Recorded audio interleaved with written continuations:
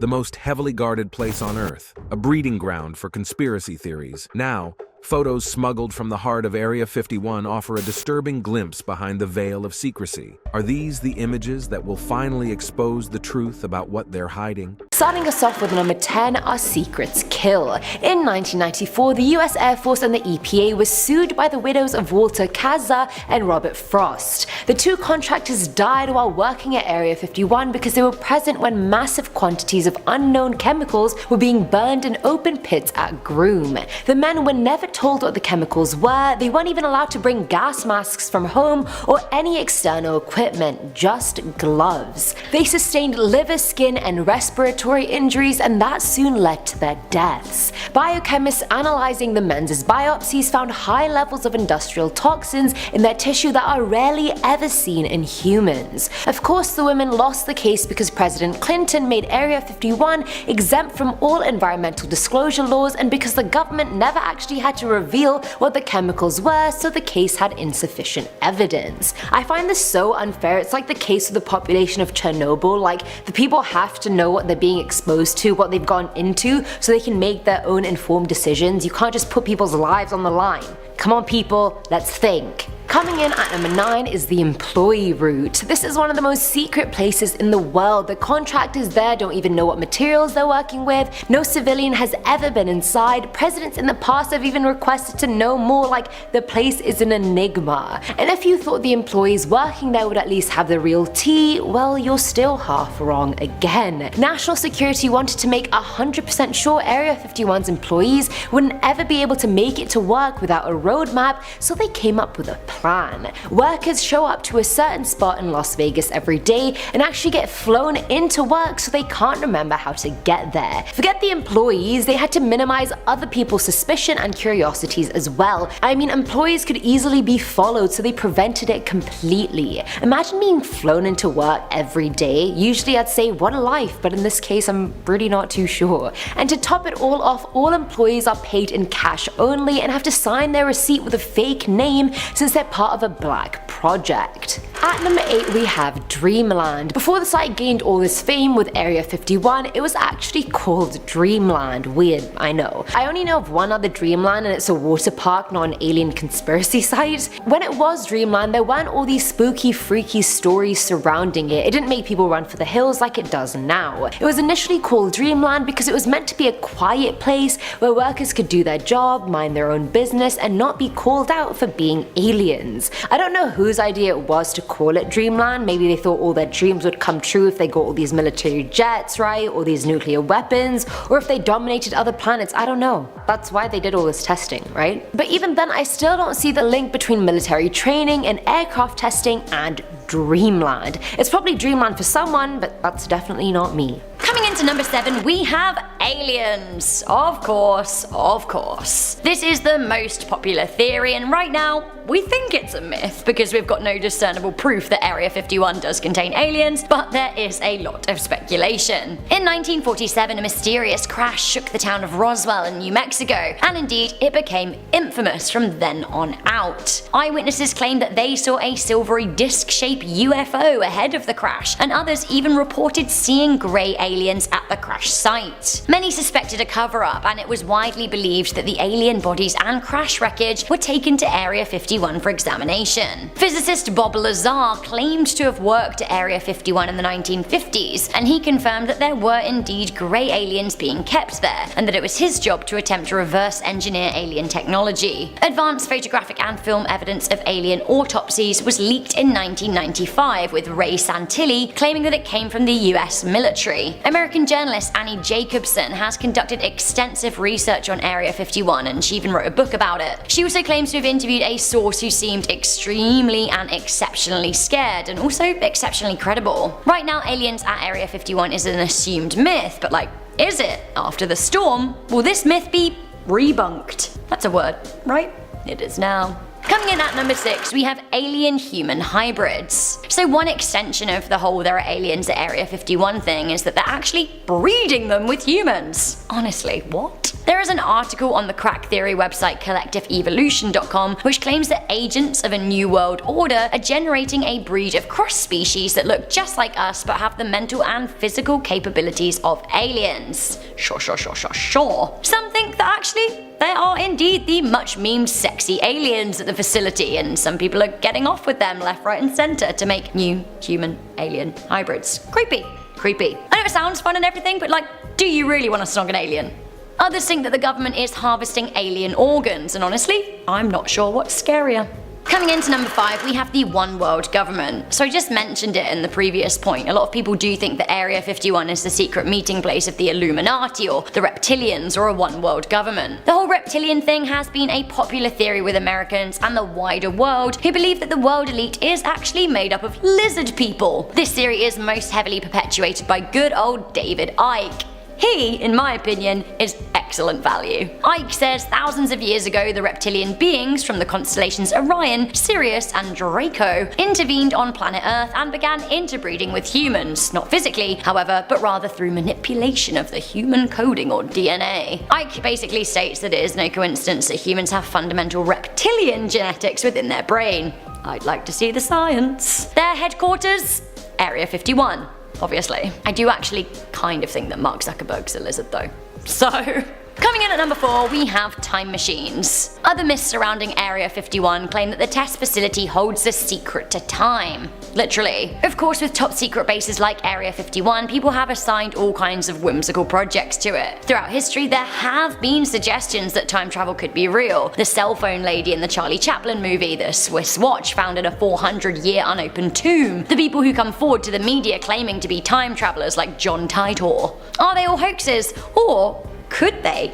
Just could they be time travelers, and if so, is the time machine being held at Area 51? Interestingly, there is a whole host of other theories that UFOs are actually time travelers from the future.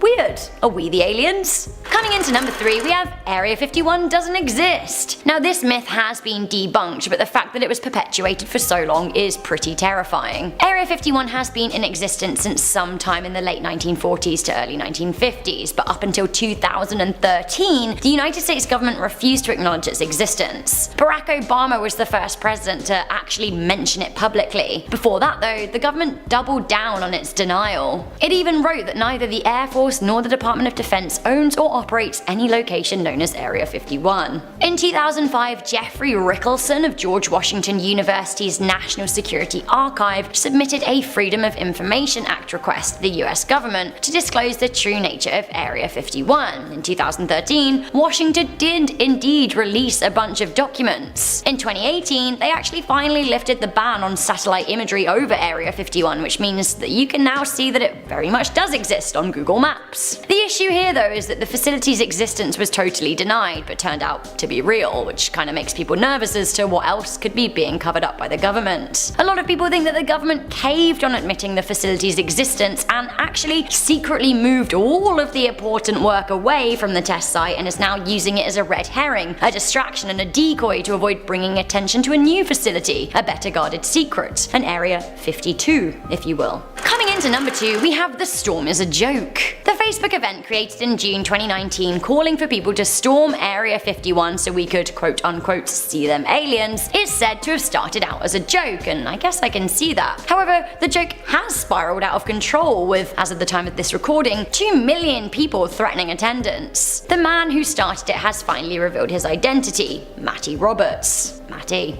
What a lad. Matty claimed that the post was a joke, but like, what if it wasn't? It does kind of make a fair point. The government keeps what it feels like we don't need to know secret, but the sheer virality of this post goes to show that actually people do seem to want answers, and we're realizing that in numbers, maybe we can get them. The government rules by the principle that knowledge is power, but only a select few people have knowledge, and are we waking up to the fact that there are 320 million Americans out there? What if they suddenly were all convinced to stand up and ask for answers? The government would be pretty afraid, right? So what if the event wasn't a joke? What if it was actually the first spark of the resistance and rebellion? Finally, coming into number 1, we have a 10,000 year history. We mentioned Bob Lazar earlier. He's the guy who said that he he worked for Area 51 as a physicist. Well, the scariest part about his claims regarding Area 51 is not that the facility is housing aliens or that the government is trying to recreate alien tech, but that actually Area 51 is home to an extensive database of alien history that links extraterrestrials to humans over thousands of years, and the government know all about it. Lazar claims that aliens have been involved in human affairs for over 10,000 years. Perhaps all of the theories about aliens building Stonehenge or the pyramids of Giza are actually true. What if aliens have been involved in the formation of society like a number of people we previously labeled as crazy suspected? Wouldn't that be like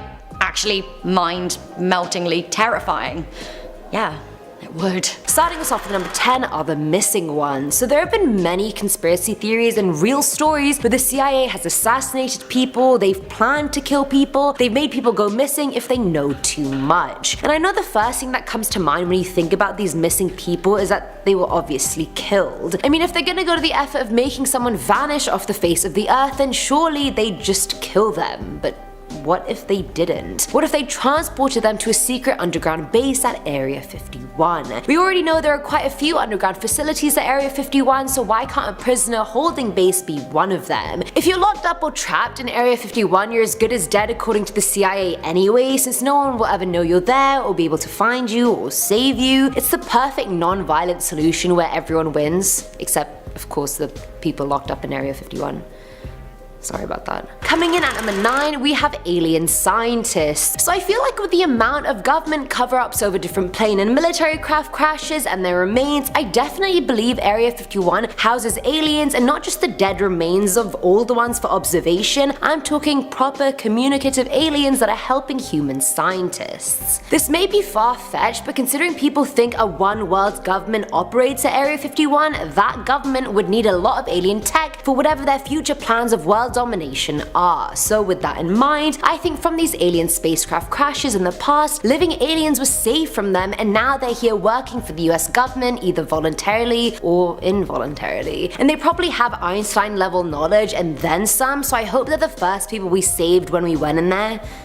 I don't know. I haven't checked yet. But you probably would have by the time this goes up, so let me know. At number 8 we have the getaway sources. So say the whole world is going to right now. Say there's been like a zombie apocalypse or something more realistic like climate change, tipping point, or a food shortage or a disease epidemic or something, or a 2012 scenario where like the earth is literally breaking apart. People need to run, they need to survive, and in this scenario, forget us mere citizens, they're not worried about us. The people that they'd want saved are the leaders, the president, the very rich, and the people with power. And like in the movie 2012, this top 1% had a secret base in China where they would be safe from everything. Similarly, I think the same sort of thing is located in Area 51 in the form of getaway flying saucers. Think about it. The only way to save yourself from this planet, from the horrors of it, is just to simply leave the planet. And what better way to do that than on highly advanced spacecraft with aliens or extraterrestrials you've been making this plan and deal with for the past century. It's like the perfect escape. Us peasants just get to die on Earth and Trump's out here making planet Plut great again. Filling our number 7 slot is the landing strip, and we can thank Google Earth images for this one. Back in 2016, it revealed a strange mile-long landing strip located in Area 6, which is about 12 miles northeast of Area 51. There's also a cluster of hangars at the end of the runway, which is quite odd, and if you don't know what a hangar is, it's basically a building that houses aircrafts. No one knows what's being tested there and why the hell they have a mile-long runway. It looks sus, and based on my previous video about what the government is hiding in Area 51, this is the fully functional alien airport I was talking about. Check that video out if you haven't already. Now at number 6 is Paradise Ranch. So of course there are a number of employees that work at Area 51, and regardless of how high up you were or how much you enjoyed your job, living in the middle of nowhere in the desert is boring. During its heyday when it was a testing site for the U-2 aircraft, an engineer called Kelly Johnson tried to rebrand the area to try and convince more government workers to move there with their families, so he came up with Paradise Ranch. Far from paradise, it was was actually just an area filled with rows of trailers for families to live in. That is literally it. No amenities even, I mean at least build a grocery store or a pool. I don't know how they named it Paradise Ranch, that's the biggest fake news if you ask me. And either way, clearly the ghost town trailer area remained a ghost town trailer area. Even the picture of it just gives me the creeps. Coming in at number 5 is the picture. There are barely any aerial pictures of Area 51 at all, and in 1974 astronauts on Skylab 4 were taking pictures of Earth for a larger project, and they happened to take a picture of Area 51. Honestly, you can't even see anything in the picture but the lake and terrain, but soon after a memo went around to them saying they had specific instructions to not do this, and that this was the only location which had such an instruction. They want to keep this so under wraps. The CIA considers Area 51 to be the most sensitive spot on Earth, so apparently now we can't even take pictures of it from space. I mean, can the CIA control what we do in space? I don't think so. At number 4 is The Fire. Most of you know Tom DeLonge as the lead singer of Blink-182, but what you may not know is that he's now an alien hunter. A few years ago he went camping near Area 51 and things got real. During one night he woke up at around 3 AM and his body felt weird. It felt like static electricity was coursing through his body, and when he finally opened his eyes he realized at least his fire was still going, but there also seemed to be noises coming from outside his tent. And it wasn't just one sound, it sounded like it was coming from 20 people. Immediately he was thinking, right, I'm about to get abducted, here they are, they're not gonna hurt me, they're just talking. He tried to listen in on what they were saying, but he coincidentally passed out and woke up to find he had no idea what had happened in the last 3 hours. And having done a ton of research on the topic, Tom knew this chatter was involved in every alien contact or abduction story, so I mean he was this close. Filling our number 3 slot is The Battle, and hold on because it's definitely not the battle you're thinking of. The Sheehan family has owned Groom Mine, which is a segment of Area 51, for more than 125 years. The US Air Force has been trying to buy the land off them for a very long time, offering them $5.2 million for more than 400 acres of land. They're adamant on kicking them out because even though they've been escorting the family into the space for decades, they can no longer ensure their safety. The base runs 24/7 and sometimes they even cancel missions when the family comes out, which stop being financially viable. On the other side, the family claimed it's not the tests that pose a threat, it's the military themselves. Bullets were even fired around their property in the 40s in an attempt to get them to leave. Family members have even been held at gunpoint on their own property, which the Air Force denies, and the family even tried to sue them but ran out of money. They no longer own the land that generations had worked so hard to obtain, and I think that puts into perspective that when Area 51 is concerned, anything goes. Now at number 2 is The Humming. Back in 1965, Charlie Arundel was working as a security guard at a mine near Area 51, and on 2 consecutive nights he was told to shoot anything he saw on sight. Him and a few other guards were driven to another airstrip and told to guard it. The first night they all heard a weird, almost muted humming sound for half an hour, and when the sound stopped, their shifts ended as well. But as they were leaving, they saw a huge circular camouflage tent on the runway surrounded by armed troops with their backs to it.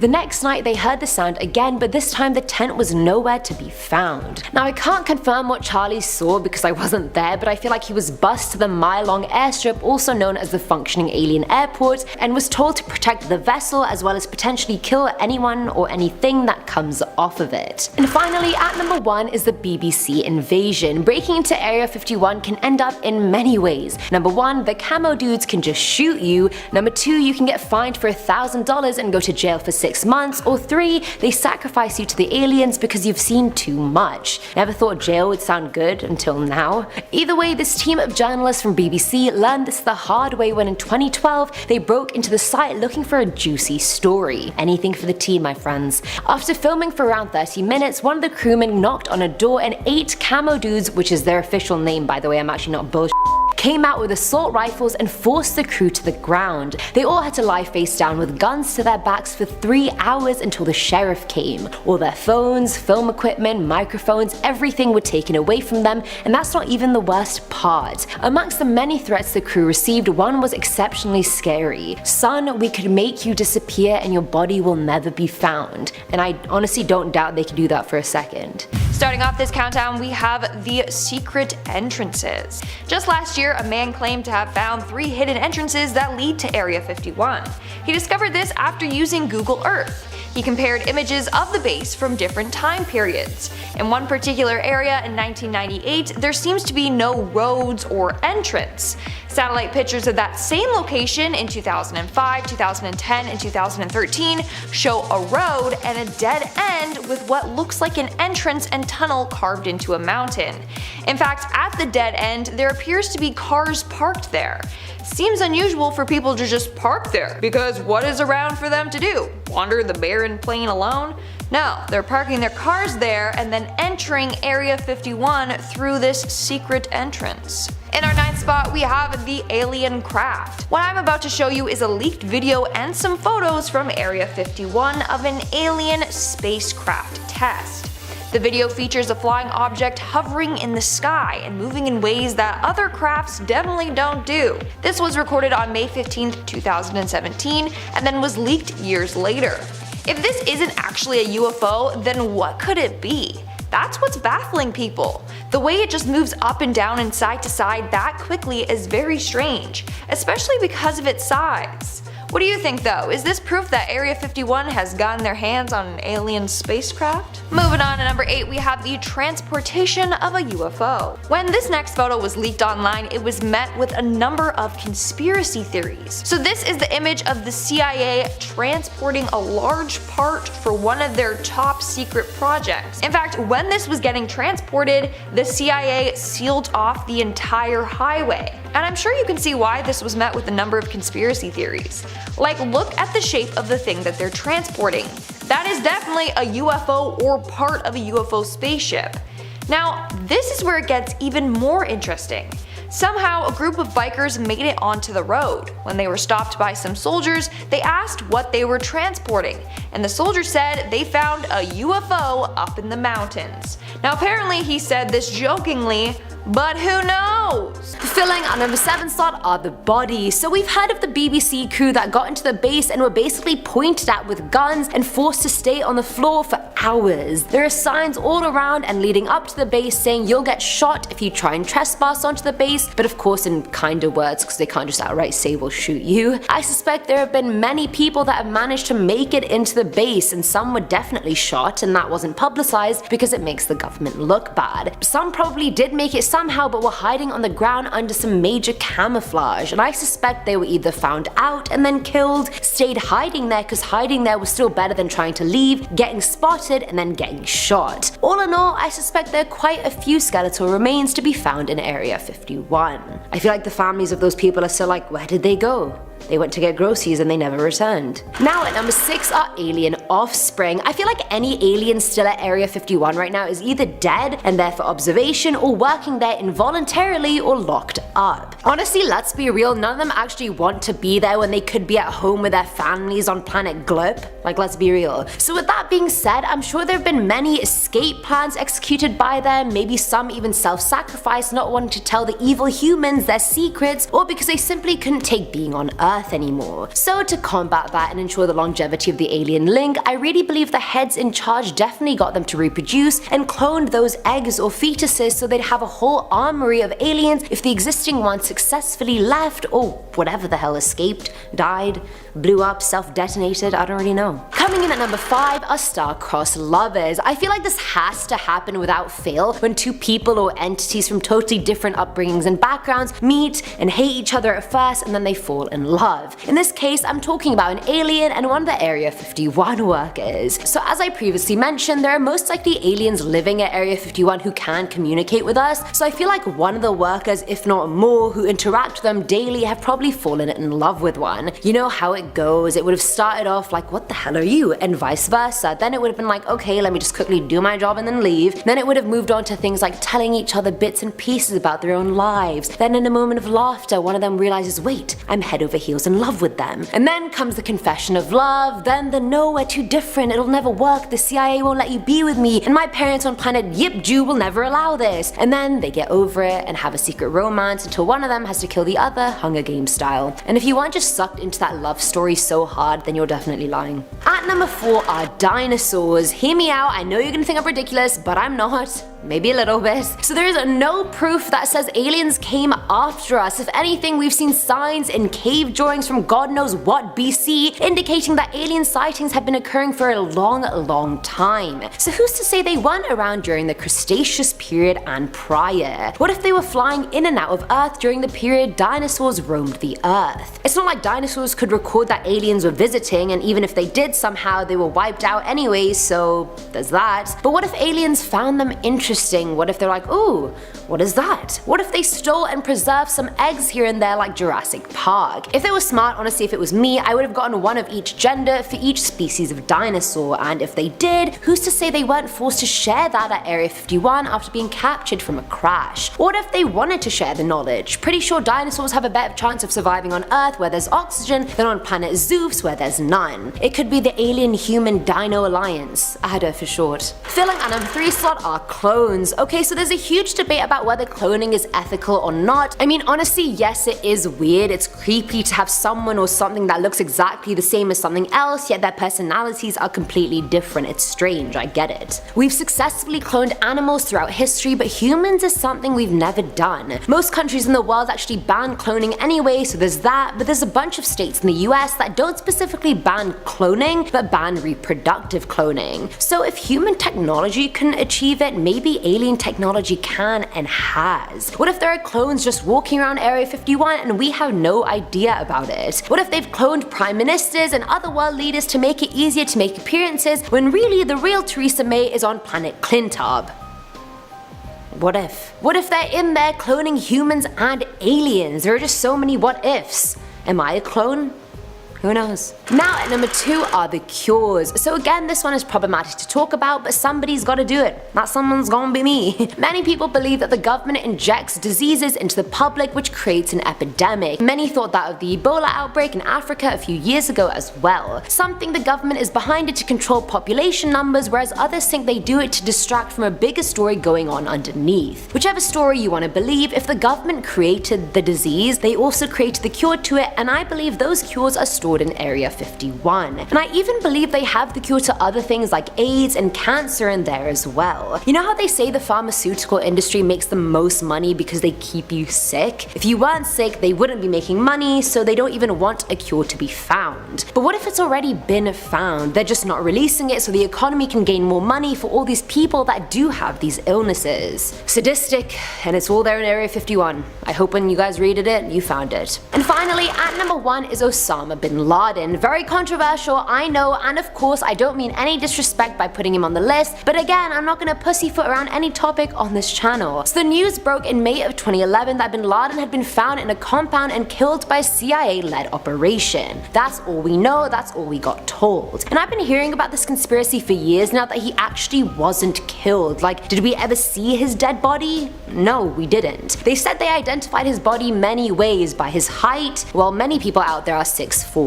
Apparently one of his wives was shouting his name during the raid, and again that could have just been a body double and someone paying an impoverished woman to just shout a name. It's not that hard. His burial took place at sea and it wasn't documented. According to a US official, there are pictures of his body and the burial, but where they at though? So no one other than the people involved saw his apparent assassination and burial, so people believe that, well, 1, they didn't actually kill him, 2, they killed a lookalike because that could be possible, it's happened in the past, or 3, he's being hidden in Area 51 till his death. So, I mean, there's some food for thought. Coming into number 10, we have Up Close and Personal with Area 51. In September 2017, YouTube channel UFO Seekers did just that. They sought UFOs. What did they find? Well, you will see. Tim Lee and Tracy Doyle hiked up Tickaboo Peak, a 1.4 mile high mountain 25 miles opposite the military base. The duo used telescopic lenses to get the clearest possible photos of the secret base ever taken from outside by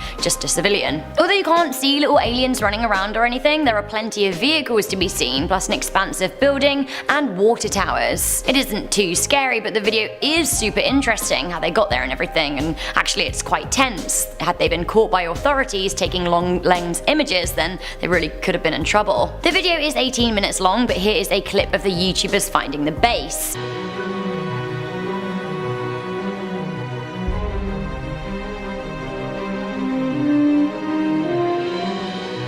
The video has had over 2.4 million views. Perhaps the Kyles are watching it to swat up for their attack planned on the 20th of September. Kyles. Coming in at number 9, we have even closer, if you can imagine it. This is one of the closest ever images taken of Area 51. It was taken from a light aircraft and is in the Nevada Aerospace Hall of Fame right now. Here we can see a much closer overview of the whole compound, something that would have been classified just a few years ago. Coming into number 8, we have the airstrip. In 2013, some documents about Area 51 were declassified, although many criticized the response to the Freedom of Information request to having been underwhelming, featuring heavily redacted information. Nonetheless, in 2016, the US did permit Google Earth to photograph the area, which had previously been a no-fly zone. Now you too can view the facility from a bird's eye view. You can check it out and see what's going on, although from very high in the sky. From browsing Google, around 12 miles north of Area 51, there seems to be an unexplained airstrip coming in at around 1 mile long. There is also a visible cluster of buildings at the end of the strip, which is kind of baffling. We've got no idea what's being tested here. According to intel from the website Life Science though, it is thought that the space could be used to test reconnaissance drones.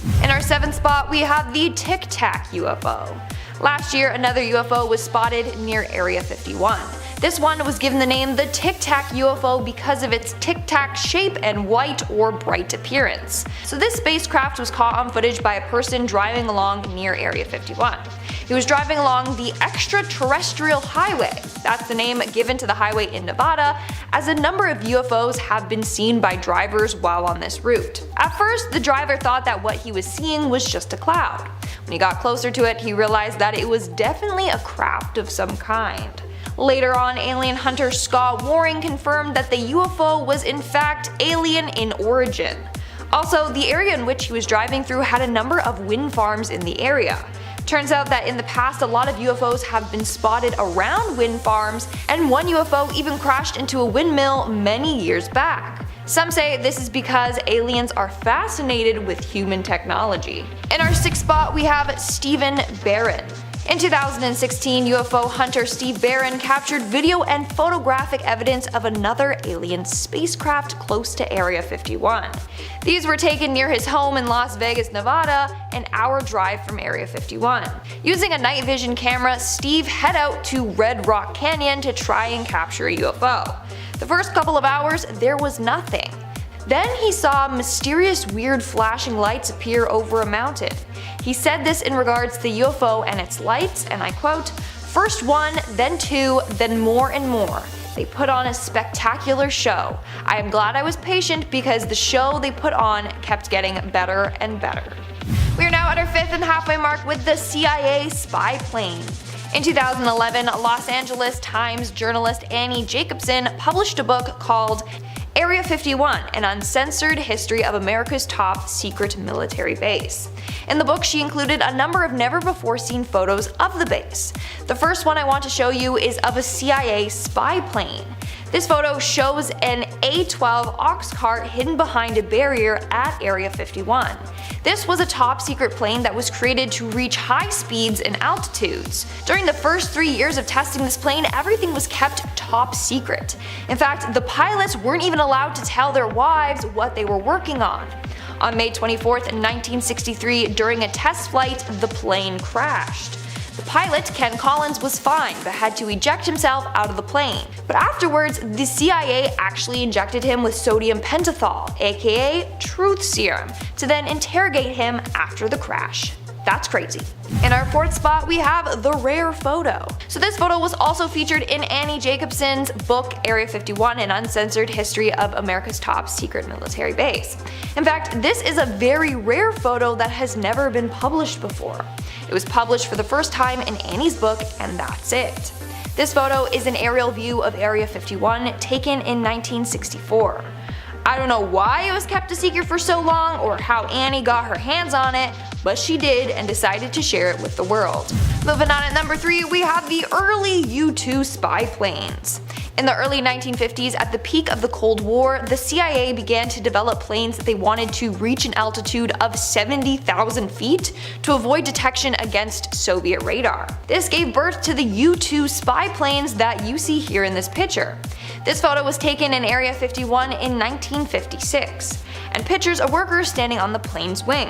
Sadly, at least 3 pilots lost their lives during test flights, including 2 at Area 51 and 1 at an Air Force base in Germany. Coming in at number 2, we have Boyd Bushman.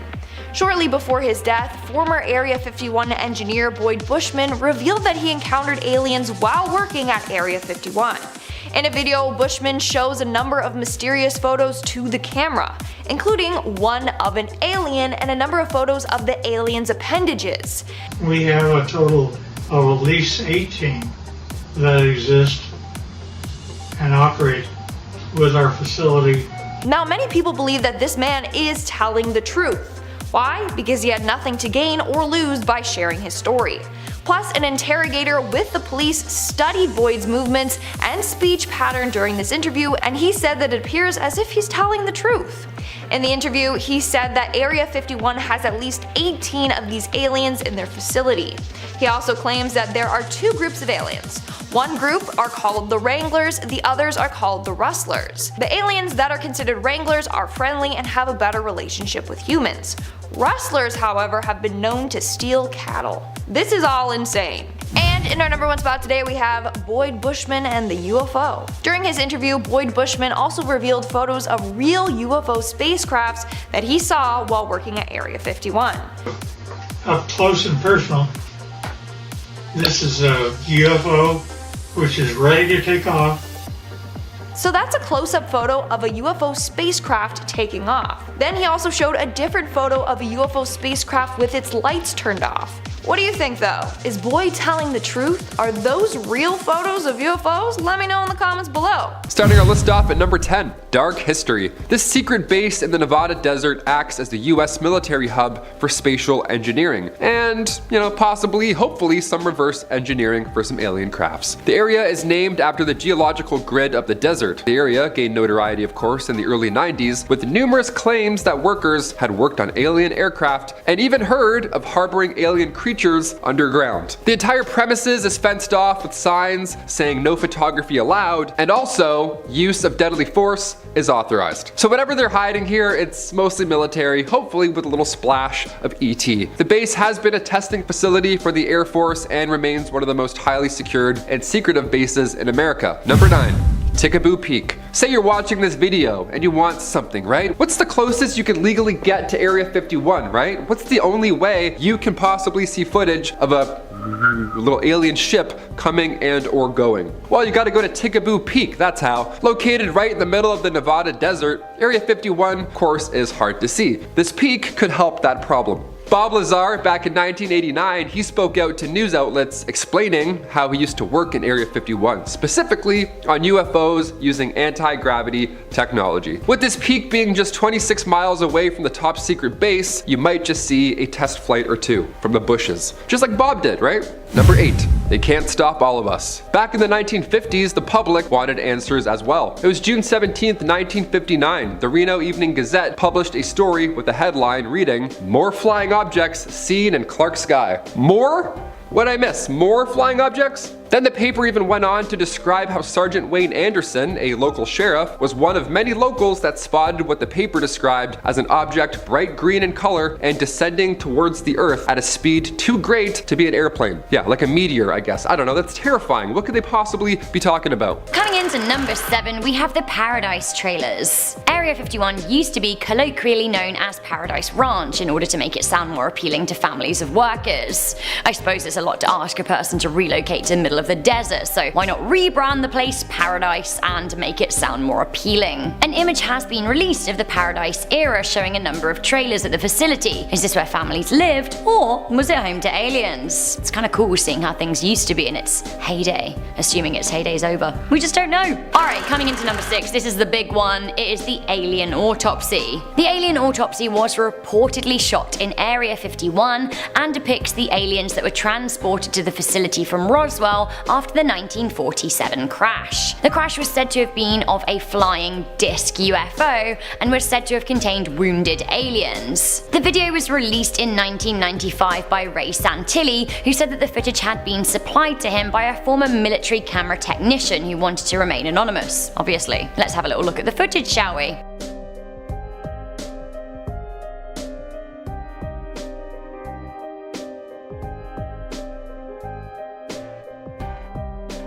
I mean, that is a dead alien right there, right? But like, is it? The footage absolutely blew up in 1995, but people were quick to call it a fraud. In the end, Santilli claimed that yeah, only part of the footage was real. He said that only a few frames from the original footage were there, but they were there. He also said the rest had been replicated and was a reconstruction of footage he had but was damaged. Sounds likely. Coming into number 5, we have the Roswell rescue. Footage claiming to be from the Roswell fallout surfaced on the internet in 2015 and alleges to show agents holding alien corpses and taking them on a stretcher. Have a little look.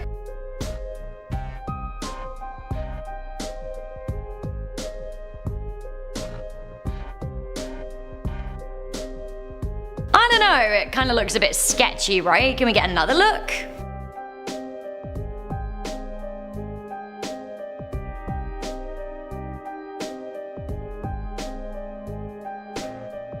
I guess it was 1947, so we can't expect too much film-wise, but I'm not sure this is quite the smoking gun we were looking for. The video has had around 160,000 views on YouTube, but the like to dislike ratio suggests that some people may not be too convinced as to its authenticity. One of my favourite comments on the video comes from Mr. Saturday Night Special, who wrote, "This has to be real. Everyone knows when you travel across the universe, you don't wear clothes. Just ask Chewbacca. He'll tell you." You're right. You know what? Are we the only species that like to cover our modesty? All of these aliens crashing, like, where are their little alien suits? Come on. Coming into number 4, we have Kodak confirms, allegedly anyway. In 2014, a UFO expert, Tom Carey, was sent images from a woman who wished to remain anonymous, but claimed that she had worked with the Secret Service. The image was reportedly taken at Area 51 following the Roswell crash and seems to show a bug-like alien. Let's have a look, shall we? The image seems to support what a number of people who used to work at the Area 51 have said about the facility, including Robert Lazar and staff members from the esteemed Lockheed Martin firm. But like, seriously, come on, is this an actual image of an alien? Can we trust anything in the age of Photoshop? It seems that Carey thought of that and sent the image to Kodak themselves, who were able to confirm that it was taken in 1947. Again, allegedly.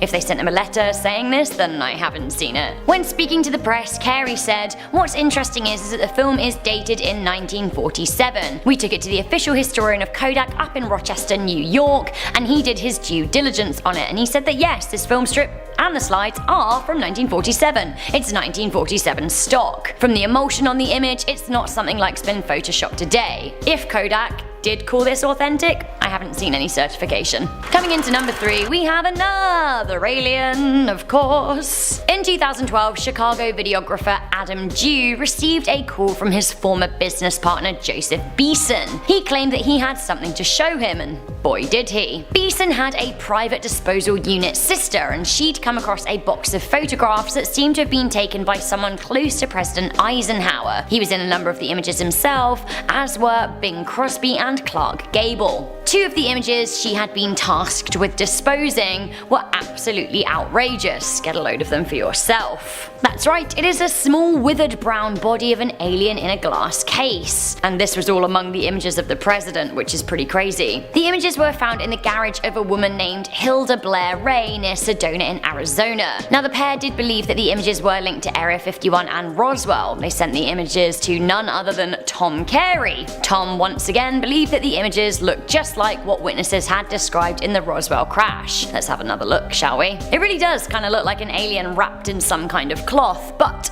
unfortunately for Tom Carey, the image turned out to be of a mummified corpse of an Aztec child and not a secret leak from Area 51. Our final two, I have to say, are pretty convincing. It's not alien stuff, but I do think that these are secret pictures from Area 51. Coming into number 2, we have the strange plane. Here's an image of something that looks like a strange aircraft, or something reportedly taken at Area 51 anyway. It is known that the United States Air Force is present at the facility, and several spy planes have been developed there, including the U-2 spy plane and the SR-71 Blackbird, and possibly others like the rumored Aurora project. So, what is the plane in this image? I don't actually know. Could it be one of the alien aircraft that allegedly whistleblower Bob Lazar talked about reverse engineering? Or is it another spy plane? Finally, coming into number 1, we have an image of a secret plane crash covered up. It seems an A-12 spy plane, possibly the one pictured above, crashed in 1963 after taking off from the secret airbase. The crash happened in Wendover, Utah when Area 51 pilot Ken Colmer was testing the plane's subsonic engines at low altitude. The pilot ejected from the plane crash, after which he was subjected to hypnosis and doping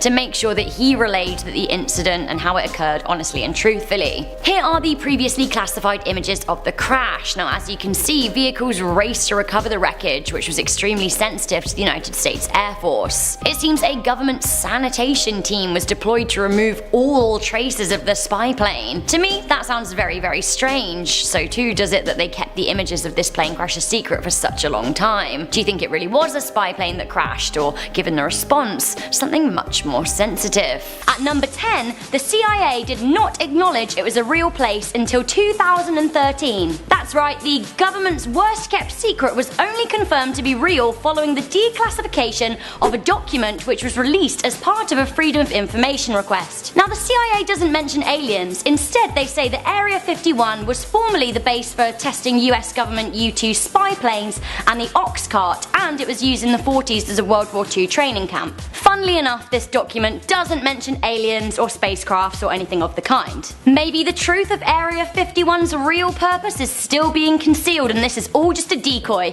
Let me know what you think in the comments below.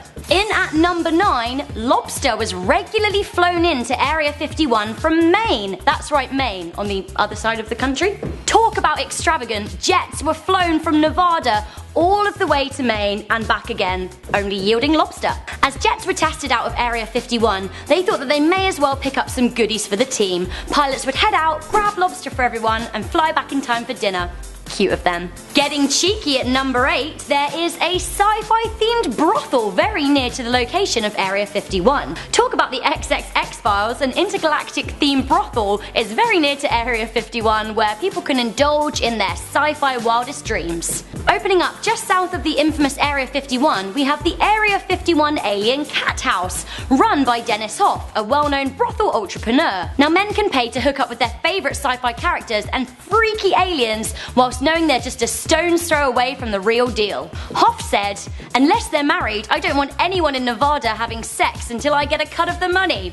That's just very creepy. Swishing in. Number 7, the Gorman dogfight.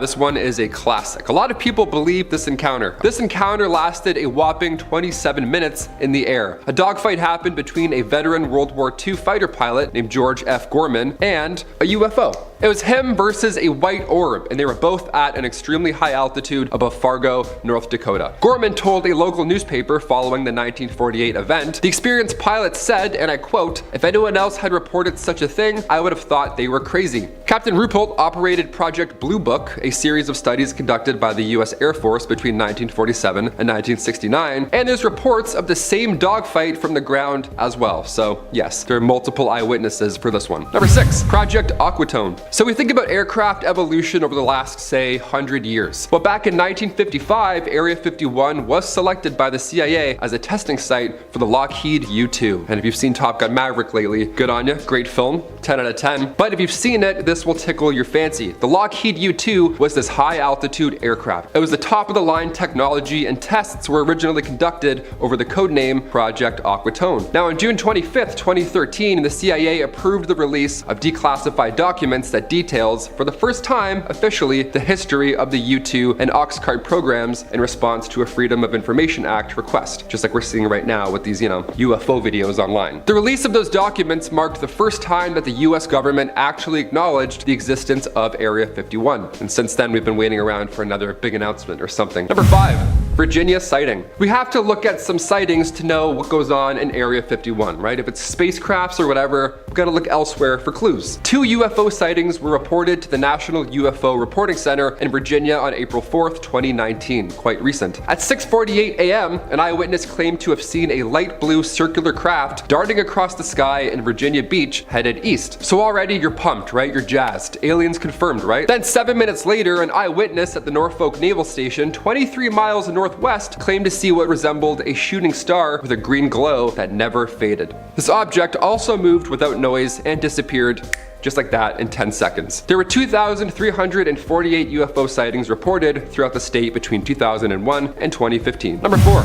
Travis Walton, 1975. This horrifying abduction of a local Arizona forester, Travis Walton, take it with a grain of salt. On November 5th, 1975, Walton and a number of others from the logging crew, they were working with timber in the National Forest, and then while riding in a truck with 6 other of his co-workers, they allegedly encountered a flying saucer or a saucer-shaped object hovering about 100 feet away in the forest. It was also making a high-pitched buzz, so it was very, something was going on. Walton exited the truck and ran over curious, and then a beam of light appeared from the craft and blasted him unconscious. The other 6 men were terrified and they drove away before returning moments later in panic to a now vanished Travis. Walton claims that he woke up in a hospital room observed by 3 short, bald creatures, aliens. He fought with them until a more human-looking figure led them to another room where he then blacked out again. Walton claimed he remembers nothing else till he found himself awake yet again alongside a highway 5 days later, naked, clueless of what had just happened. Number 3. Rendlesham Forest, 1980. It was Boxing Day, 1980. The forest lies between the military bases of Bentwaters and Woodbridge. Now at 3 a.m., 2 military personnel, John Burroughs and Jim Peniston, they both respond to bright lights in the forest. The radios also stopped working, which is not helpful at all in this case. There was a static feeling in the air as well, and an odd silence. Now the closer the men got, the more they realized it wasn't one of theirs. Peniston was drawn in and he actually touched the craft. It instantly electrocuted him and apparently downloaded him with odd symbols and star map into his brain before the craft eventually blasted off again. 24 hours later, the craft returned and Deputy Commander Charles Halt is now witness in the exact same spot. Only this time, there are now 3 large landing holes in the grass. Years later, Burroughs and Peniston still ask each other and the British government for their medical records from that night because they never received them. Almost 32 years later and still, they've never received anything. Number 2. O'Hare Airport. The O'Hare Airport incident happened at approximately 4:15 p.m. in broad daylight on November 7th, 2006. The airport received this report that a group of 12 airport employees were all witnessing the same thing. They were all witnessing a metallic saucer-shaped craft hovering still over gate C-17. It was just waiting there for something. The object was spotted by a ramp employee at first, and then it was witnessed by pilots, and then airline management, and then numerous mechanics simultaneously. Air traffic controllers didn't even see the object on radar either. That's the scary part. But in person, sat a completely silent, 7-meter wide, dark gray saucer. Several witnesses outside of the airport also saw the object, calling local police and reporting it, of course, because they were terrified. Numerous phone-ins described a disc or a craft hovering above the airport as well for minutes without moving. So everybody saw this, not just airport officials. According to another witness, the object then shot straight up through the clouds at a high speed, leaving just a clear blue hole in the clouds. Number 1. Zimbabwe sighting. In 1996, a mass sighting was witnessed by an entire school in broad daylight in Zimbabwe. Yeah, more than 150 students and staff were all present at this point. There have been tons of documentaries surrounding this exact case. Face-to-face, arm's length with a craft, and also alien beings. Yeah, this is a whole cosmic visit apparently. The children, who are now mostly in their 30s and or 40s, are still convinced. They still stand by what they saw. More than 100 students can still remember what they claim to be telepathic warning from the creatures surrounding our use of technology and the hazards that it has on our planet. So that's cool. Director and writer James Fox documents this infamous interaction in his 2020 documentary, The Phenomenon. Area 51 could be housing UAPs or parts left over from interactions like this one in Zimbabwe back in 1996. Who knows? Number 10. Nighttime operations. On November 15th, 2020, well-known YouTube videographers Tim and Tracy of the UFO Seekers channel took an interesting clip shot from outside the Restricted Nevada Test and Training Range, or the NTTR. The new video shows some common NTTR activity, including the camo dude, security personnel, the comings and goings of NTTR employee shuttles, and more interestingly, a lot of air activity over the region, especially at night. The video showed what is most likely a significant nighttime special operations tactical training exercise or capabilities tested at the Nevada Test and Training Range. Most interestingly, the scene appears to be lit by a series of LUU-19BB infrared air-dropped illumination flares for use with night vision devices. The video was 20 minutes long and shows a series of bright lights at low altitude as viewed through their infrared night vision video equipment. Visible in the video are a series of orbiting lights around the brighter descending lights. About specific tests and training activities inside the NTTR don't surface often. The US Air Force published an article on October 24, 2020, saying operations on the Nevada Test and Training Range are continuous. When one operation finishes, another is right behind it, ready to begin. The couple also caught a video of security vehicles and a large bus leaving the gated area distantly adjacent from where the action in their video took place. Now, it's impossible to tell what's actually going on exclusively from the video, but whatever it was big and it looked interesting.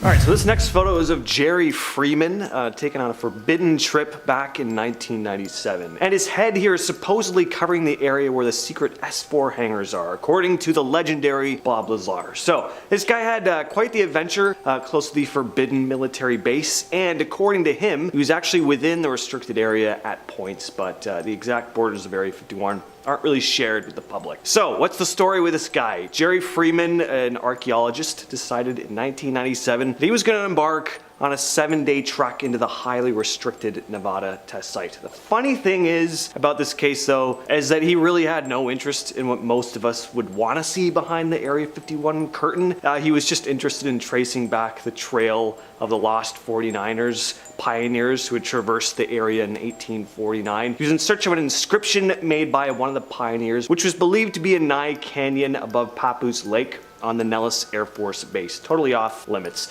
Freeman spent days avoiding security. He slept with nothing but a blanket and the clothes on his back. He traveled very light, too light. He was running out of water by the end. And the funny thing is that after this dangerous trek, people were asking him like, so did you see Area 51? What's in there? Where are the UFOs, man? And again, just had no interest in that side of it. So he was like, I think at one point I might have seen Area 51. He'd like climbed on a ridge above Nye Canyon looking down on Papoose Dry Lake, which is just south of Area 51. And he was like, yeah, during the day I didn't see much, but one night I saw some lights. One looked like it was coming from a security vehicle. One was kind of stationary, but it seemed to grow and like shrink in size. Could have been a hangar door opening and closing. I don't know, it's an interesting kind of case. Number 8. Codename Hood. A book by Los Angeles Times journalist Annie Jacobson, Area 51, An Uncensored History of America's Top Secret Military Base, Little Brown, tells the story of the famous site that has spurred tales and rumors of intrigue and cover-ups. Annie dove through thousands of recently declassified documents to reveal what happened in the 1940s, 50s, and 60s at the government-restricted area near Groom Lake, Nevada. In the book there were some photos, and for this one, Annie said, the black device attached to this balloon in Area 9 of the Nevada test site is a 74 kiloton atomic bomb codenamed Hood, the largest atmospheric nuclear weapon ever exploded in the United States. Standing on a ladder minutes before this photograph was taken on July 5th, 1957, Al O'Donnell put the final touches on the bomb firing system. Area 51 is over the hill to the right of the device, and on the next page and photo and row a column of radioactive smoke rises from the Hood bomb. To the right of the mushroom stem, the landscape can be seen on fire. Approximately 1 hour after the bomb went off, security guard Richard Migas drove through Ground Zero to set up a guard post at the Area 51 guard gate directly over the burning hills. At number 7, Area 51 was originally called the Paradise Ranch. When the area was being constructed, it was called Paradise Ranch in order to attract young workers to come and move there. For me, I find this a little bit messed up, like, hey guys, come work for us. Oh no, sorry, you're kind of in the middle of nowhere. Yeah, but like, the place is called Paradise Ranch. Oh, well if it's called Paradise Ranch, I am there. Wait, are those aliens? Ah, psych. I think the lesson that we can all learn from this, if it sounds too good to be true, it probably is. Exploding in at number 6, Area 51 has been nuked time and time again. Area 51 is neighbor to the nuclear Nevada test site, aka the Yucca Flats, which is the most bombed place on Earth. Now, around 740 nuclear tests have been carried out only a few miles away from Area 51.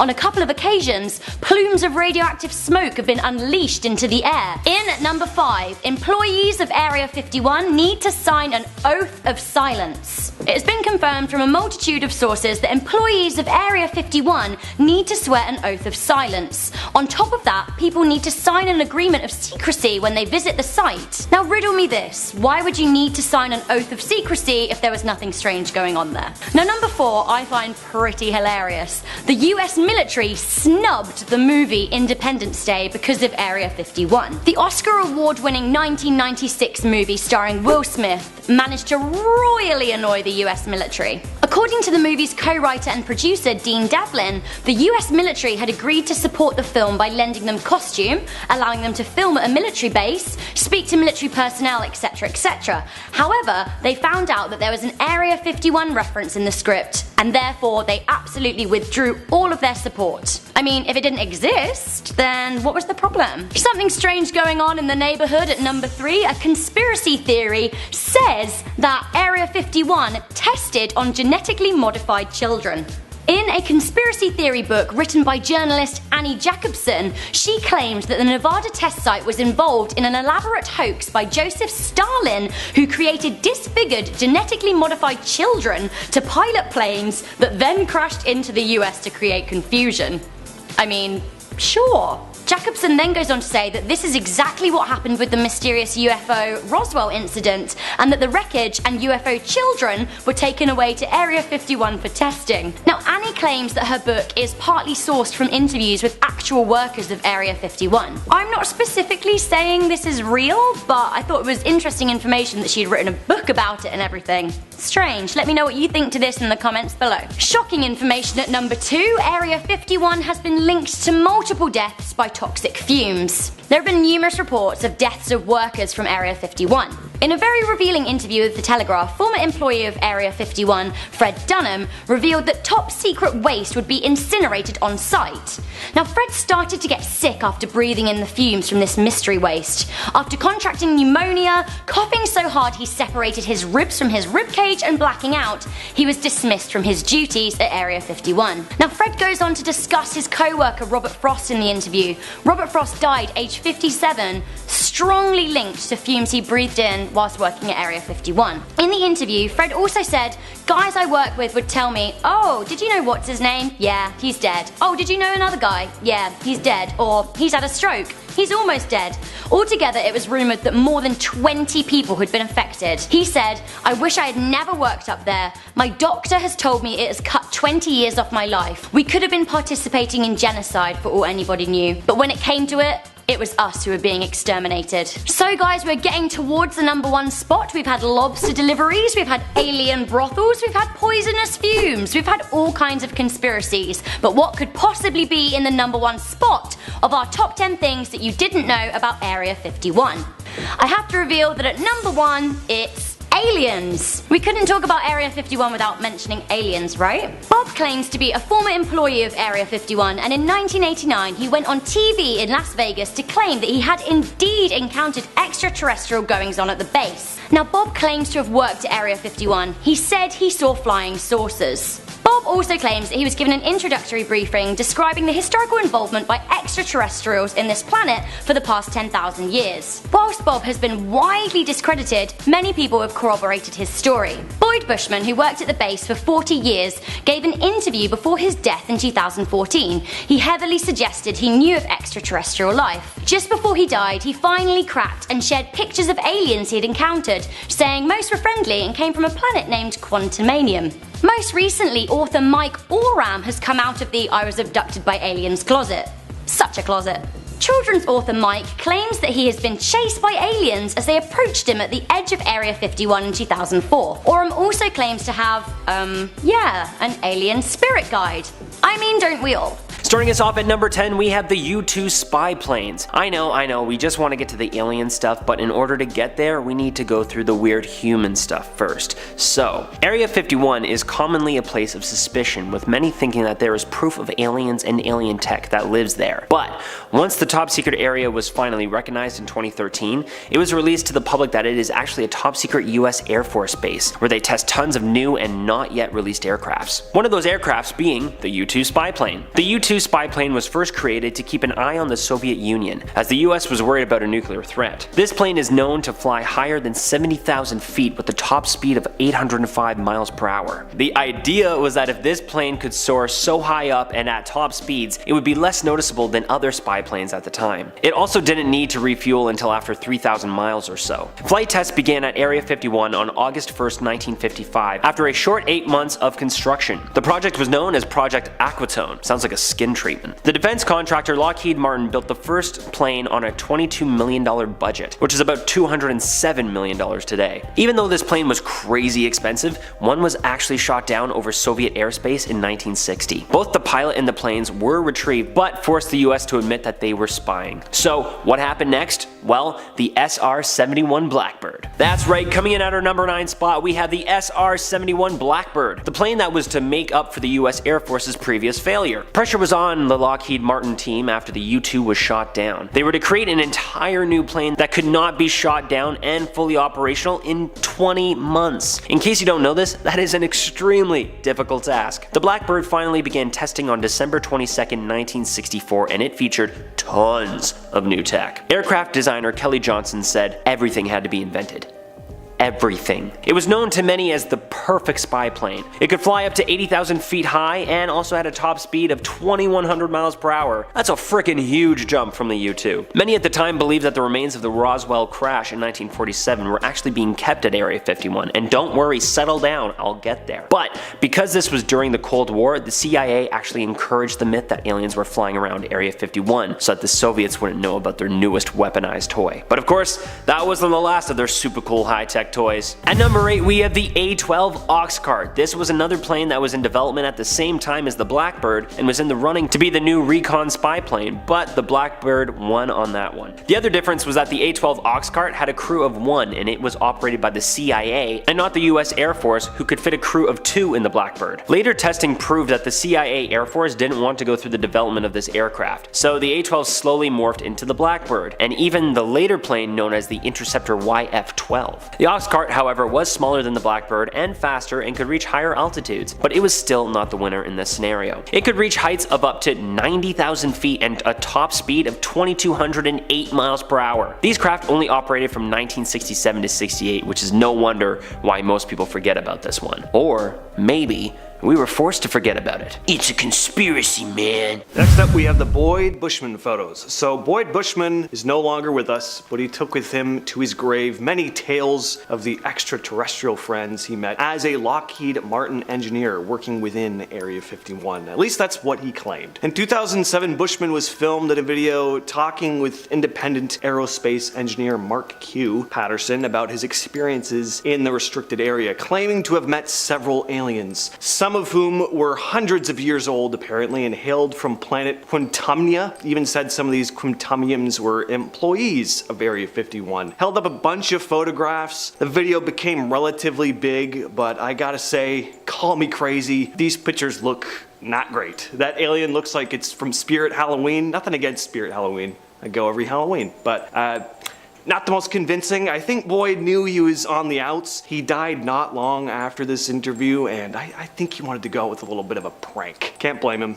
In fact, I respect him for it. Number 6. Gabe Zeffman. Gabe Zeffman, a private pilot and amateur photographer, spent Christmas Day 2020 flying his Cessna 150 plane over Area 51 and snapping just over 1,000 photos. He captured stunning visuals of the Nevada Test and Training Range and Area 51, showing a mysterious triangle shape inside an open hangar. The hangar is just south of the main NTTR complex at Area 51, and the object looks large, although it is unclear. It does appear to be the only hangar that's open as well. In the videos of his flights posted on YouTube, Gabe can be heard getting clearance for his route over the restricted area. Now for this particular flight, he had higher quality photography gear that allowed him to capture better photos. So what's in the hangar? Seems like we may never know. Number 5, the alien interview. So there's actually footage of this one, so yeah, not really photos, but I mean, isn't video better than a silly old still photograph anyway? This footage was shown in a 1997 documentary entitled Area 51, The Alien Interview, and the big selling point here was that you were going to see real footage of Area 51 employees in the S4 facility communicating with an extraterrestrial on camera. The man behind the film, simply known as Victor, narrates through the footage, claiming to be former Area 51 employee and whistleblower who copied the footage, which was taken in 1989 before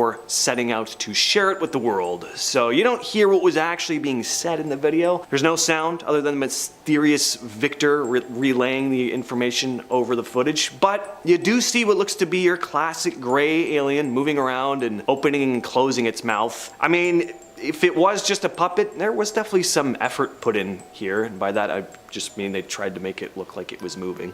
Number 4. Closest photos of the base ever. In 2017, Tim and Tracy of the UFO Seekers, who was mentioned before, hiked up the 1.4 mile high Tikaboo Peak, a mountain 25 miles opposite the mysterious military base, in order to capture the closest ever pictures of Area 51. From the peak of this mountain, the duo of UFO hunters used a special telescopic lenses to get the clearest photographs of the buildings and vehicles inside the top secret government site. The Area 51 pictures taken show what looks like a water tower, several complexes, and vehicles moving around. Next up, we have the UFO. In December of 2019, Nevada resident Steve Barron shared pictures and video of this mysterious object flying over a mountain range close to his home. So whatever the object is, looks big. It's far off in the distance, but it's very noticeable and very bright. Definitely doesn't look like the small specks you get in the sky with satellites. It's super bright again, and it moves in a strange pattern too. It doesn't move at one consistent speed or in one single direction. There's a point where it kind of looks like it could be a satellite. It's moving through the sky in more of a traditional pattern, just straight across. But then it stops, starts moving back in the direction it was coming from, and seems to clip along at a good speed too. Like whatever this thing is, it's fast. So I don't know. Could be a drone,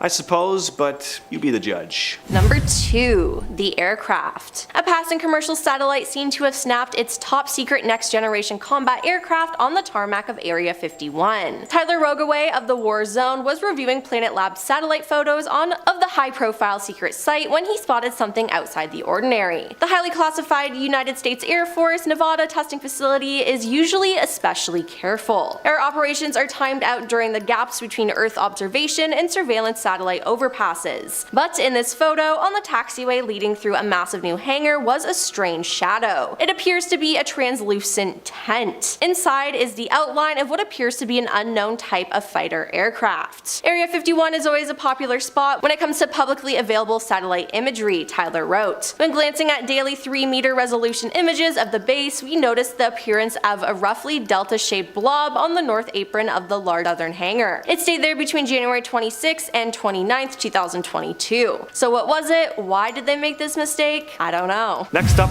we have the Area 51 entrance. So a few years back, satellite photos were shared online showing what looked to be a possible entrance to the ever elusive wonder that is Area 51. Someone was cruising around on Google Earth and spotted a road leading to a parking lot by the foothills of a mountain. Now, whatever this road leading to this parking lot was actually built for, it wasn't there back in 1998, where satellite images of the same area showed there to be no road leading to this dead-end area with the parking lot. So what's going on? It is pretty strange. Why have all these roads been built leading to a parking lots in seemingly dead-end areas by the side of a mountain? There's nothing there. It's not like, you know, they'd park there and then walk all the way back down the road to go somewhere else. No, it seems as if there's a secret tunnel that's been carved into the side of the mountain. I think Bob Lazar said something about some mountain facility in Area 51. As for what's going on in there, your guess is as good as mine. At number 10 is the propulsion system. It's been quite the astonishing turn of events when you consider Bob Lazar's claims about UFOs in Area 51. Now, for those of you who might not be familiar with the story, Bob Lazar came forward with some rather extraordinary assertions back in the late 1980s, claiming that he worked at a secret facility near Area 51 called S4, where he was said to reverse engineer extraterrestrial spacecraft. And one of his most intriguing claims was about the way these saucers operated. Fast forward to today, and we've got this remarkable video footage from Commander David Fravor released by the Pentagon, showcasing a UFO doing exactly what Bob Lazar described decades ago, rotating at high speed with sharp angular turns, flying belly first. According to Bob Lazar, that's thanks to the gravity amplifiers along the underside of the ship that Bob had described centuries ago, as opposed to the classic rendition of a saucer flying parallel to the ground as we'd see in sci-fi. While Bob and the gimbal video both showed us that while it does have the capacity to fly like a frisbee, it can conjure what's essentially a powerful gravity vortex underneath the craft to pull it at extremely high velocity. Like, if you were inside one of these bad boys at speed, it would feel like you're falling downwards, nearing Mach something. It's one of those moments that makes you question just how much we might not know about the universe and what's happening in the shadows of government secrecy. The convergence of Lazar's claims and the actual evidence is undeniably mind-boggling. If you're enjoying this video so far, you can support the channel by pressing like, subscribing, and most amazing, and ringing that notification bell. At number 9 is Element 115. The revelations about Element 115, which Lazar insisted was the key to alien propulsion technology, eventually found their place in the scientific lexicon. See, back in the late 1980s, Lazar made waves by asserting that Element 115, or what he called unpentium, was the fuel source for extraterrestrial UFOs he alleged to have worked on at Area 51. Skeptics scoffed as Element 115 wasn't officially recognized at this time. Fast forward to today, and we've synthesized Element 115, now known as moscovium, in a lab setting. But here's the twist. Our most stable isotopes of moscovium have a fleeting existence lasting mere milliseconds. Yet Lazar continues to claim the existence of a stable isotope that powers these otherworldly craft. It's a tantalizing mystery that leaves us pondering the potential secrets lurking within the cosmos and deep within the confines of Area 51. At number 8 is the FBI raid. Back in 1989, during a live interview with George Knapp, Lazar made headlines by disclosing his work at the mysterious Area 51 Section S4, reverse engineering these extraterrestrial craft. He even claimed to have stolen a piece of Element 115, which purportedly powered these spaceships. Now fast forward to 2019, when United Nuclear Scientific, Lazar's scientific supply company, was raided by the FBI. Conspiracy theorists believe that the feds sought his supposed Element 115 samples. Now there are some government-released documents that paint a different picture,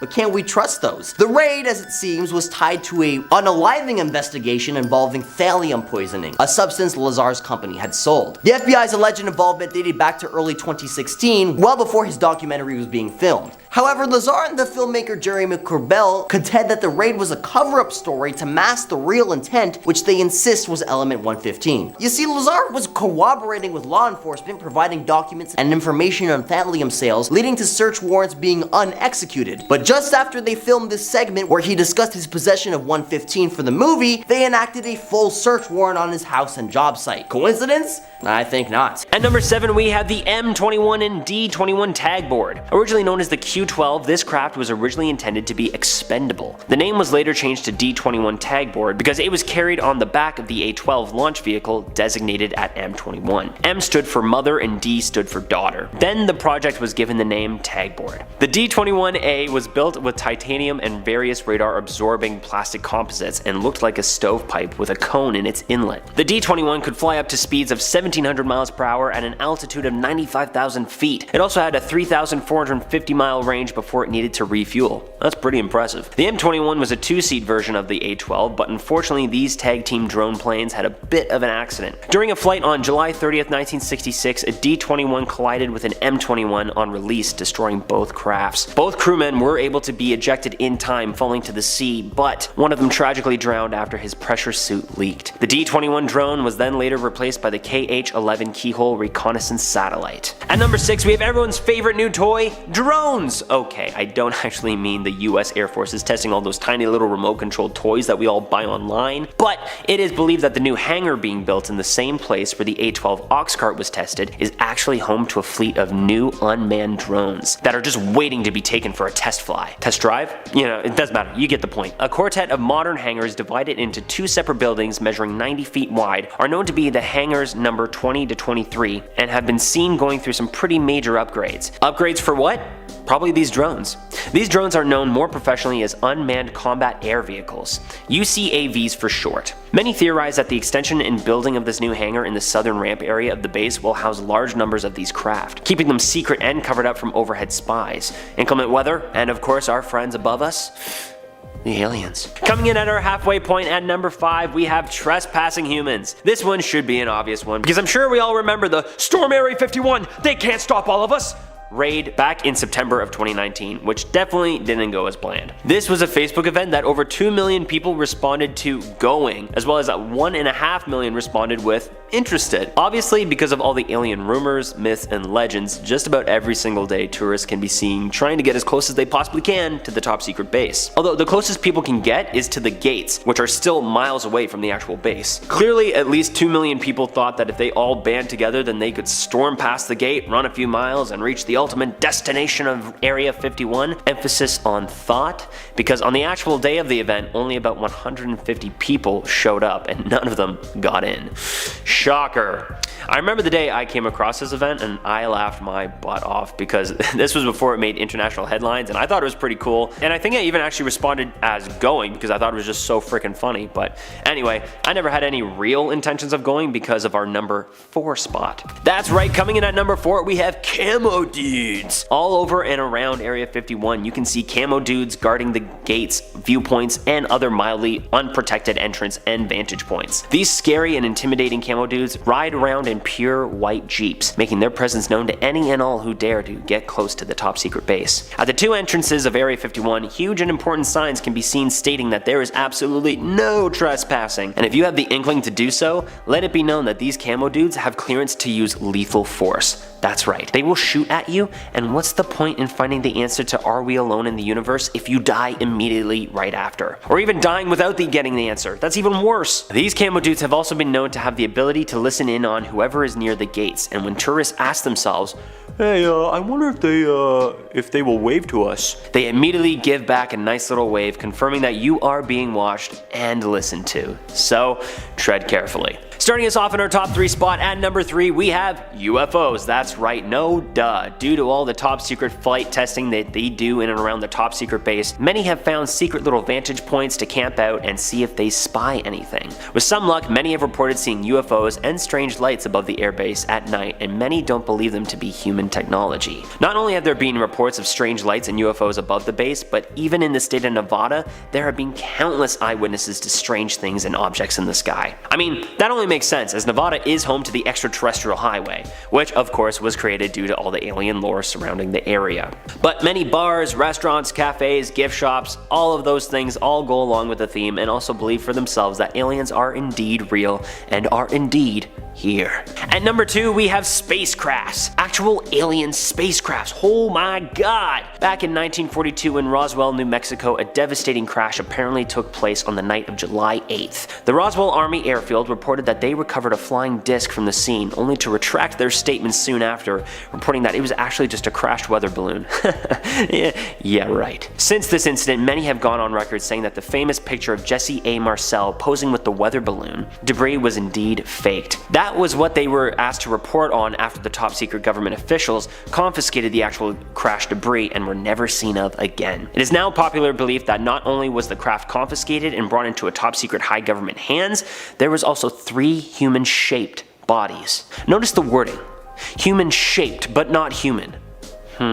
Due to all of its top secret mythos, many believe that once Area 51 was built in 1955, that's where all of the evidence from Roswell, New Mexico now rested. Of course, there's no way to prove it unless we get in there, and by the way, I also recently learned that there are even secrets and truths kept from the freaking president. So don't count on getting close to any of that info anytime soon. But wait, back up. Dewey, did you say 3 human-shaped bodies were recovered?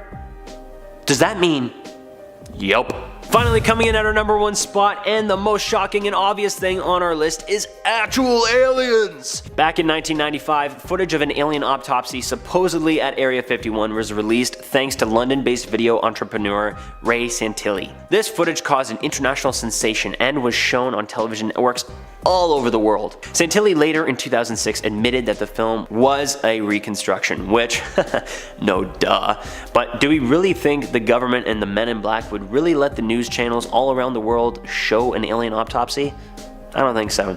But that being said, Santilli said the footage was reconstructed, as in that there is actual footage of this autopsy, and whoever created this widely released tape was actually recreating an event that actually happened. To the best of my knowledge, there is no hard proof that this footage exists out there, but it wouldn't matter anyway, because most of it is supposedly lost. All I know is that 3 human-shaped bodies were recovered from Roswell, and that can mean a lot of things. Whether they're at Area 51 or not, I think they're here. In our number 10 spot, we have the black helicopters. Apparently outside of Area 51, people have spotted black helicopters fly in and out of the area. It is said that this is the home to the government's secret helicopters. Dating all the way back to the 1970s, people have reported seeing these black helicopters. There were rumors that they were to do with cattle mutilation, toxic chemical releases over neighborhoods. But most people seem to believe that those are just stories to cover up what they're really doing, flying the reptilian leaders in and out, let's be real. In our number 9 spot, we have studying the spacecraft. There have been a few whistleblowers that have worked at Area 51, and these people have stated that the engineers that are working in the testing area are actually reverse engineering alien spaceships. We can assume they are doing this to figure out how the aliens made these shapes and how they fly so fast. Man, that's so trippy. As far back as the 1950s, people have reported seeing unidentified flying objects at the Southern Nevada military base. One of the whistleblowers, named Bob Lazar, has spoken out about this, and apparently while working in Area 51, he saw flying saucers that were powered by an element called 115. And that was years before that element was recorded as found by humans. Imagine working on an alien spaceship and coming across a whole new metal that's not from this planet. And I'm sure they've discovered things that I wouldn't even be able to dream about in my wildest dreams. In our number 8 spot, we have aliens. Okay, so there is no photographic evidence for this claim, but there have been whistleblowers that have said this to be true. Honestly though, anyone else thinking what I'm thinking? Are the aliens being held hostage, or are we being held hostage? Let's be real. Most likely they're controlling us, or the aliens are being held hostage by the reptile people that are already here and running mankind. That's it. I'm out. Apparently though, Bob Lazar has said that he walked down a hallway at S4 in Area 51, and he saw a small, gray extraterrestrial between 2 men in lab coats through a small window. Apparently he was told by a guard to stop looking and, move along. There have been other sightings of gray creatures in other secret military bases, such as the one in Dulce, New Mexico, in 1979 by a man by the name of Philip Schneider. So, I believe that Bob is telling the truth. What do you think? Let me know in the comment section below. At number 7, bone density scanners. In a twist worthy of an X-Files episode, Bob Lazar's Area 51 claims seem to have gained some more unexpected validation. Lazar is a man whose assertions about reverse engineering the extraterrestrial spacecraft at the secretive facility have long raised eyebrows, but he's finally found support in the form of a revealing photograph. Thanks to filmmaker Jeremy Corbell's tenacity, Lazar's narrative has been bolstered with tangible evidence. The photograph hails from a classified US government program conducted at Nellis Air Force Range, located in close proximity to Area 51. What's remarkable here is how closely the depicted hand scanner aligns with Lazar's detailed descriptions. Lazar, taken aback by the confirmation, reflected, quote, "I had never thought I would see these again," end quote. It was a biometric scanner, he explained, designed to measure the length of hand bones to grant access to the secretive S4 area. Lazar's skeptics now may need to rethink their positions as this unexpected piece of evidence casts a shadow of credibility over his extraordinary claims. At number 6, the UFO models. Bob Lazar's claims about Area 51 have continued to intrigue and mystify us over the years. His descriptions of inside of the UFO are particularly fascinating. He paints a picture of a spacecraft that defies our understanding of engineering. See, the absence of right angles and the fusion of materials hinted an otherworldly origin. What's striking is how his analogy to describe the material which is composed evolved with time, from his initial description as liquid titanium with everything fused together lacking rivets or seams, to a more contemporary comparison to 3D printing, the entire body being composed of one unit. It's like picture a metal 3D printed bus versus an actual bus on the TTC rattling as it rolls because the thing is barely held together with screws. It raises the intriguing questions about advanced technology behind these craft and whether they indeed come from a civilization far beyond our own. Furthermore, Lazar's revelation that each of the 9 UFO at Area 51 had distinct designs is mind-boggling. They ranged from a jello mold-like structure to a completely flat disc, with diversity hinting at a level of technological sophistication beyond anything we can comprehend. And lastly, the notion that at least one of these UFOs may have ties to an archaeological dig amplifies an even deeper mystery. Could these craft have ancient origins, possibly predating recorded history? At number 5 is Zeta Reticuli. Bob Lazar's claims about Area 51 have fascinated UFO enthusiasts for years. One of his most intriguing assertions was that the flying saucer he worked on came from the Zeta Reticuli star system, specifically ZR3. This revelation is not just another conspiracy theory, with roots in UFO lore dating back to the 1960s. See, the Zeta Reticuli connection echoes through the story of Barney and Betty Hill, who famously claimed they were abducted by aliens in '61. During Betty's hypnosis after the event, she drew a star map depicting their alleged abductor's home. Astronomers analyzed this map for years and argued that it resembled the Zeta Reticuli star system. At number 4, Bob's predecessor. Lazar claimed that he replaced a colleague whose existence met a gruesome end during an incident shrouded in mystery. The circumstances surrounding the substitution remain murky, enveloped in a fog of classified information. Lazar hints at a desperate endeavor of science, an attempt to dissect an alien saucer's reactor while it was running, leading to a tragic fatality. The mere notion of using a plasma cutter on an active alien power source seems recklessly unscientific, inviting speculation about the nature of technology hidden within S4. At number 3, the military made him disappear. One of the most intriguing aspects of Bob's story is the mysterious absence of records supporting his educational and professional background. The absence of proof that he attended MIT or Caltech, coupled with his lack of employment records at Los Alamos National Lab, adds another layer to the enigma surrounding his story. The documentary suggests that these missing records might be a part of a deliberate government effort to discredit Lazar. By erasing his educational and employment history, authorities could cast doubt on his credibility, making it easier to dismiss his astonishing revelations about reverse-engineered extraterrestrial technology at Area 51. They somehow even managed to scrub any mention of his alleged thesis on magnetohydrodynamics.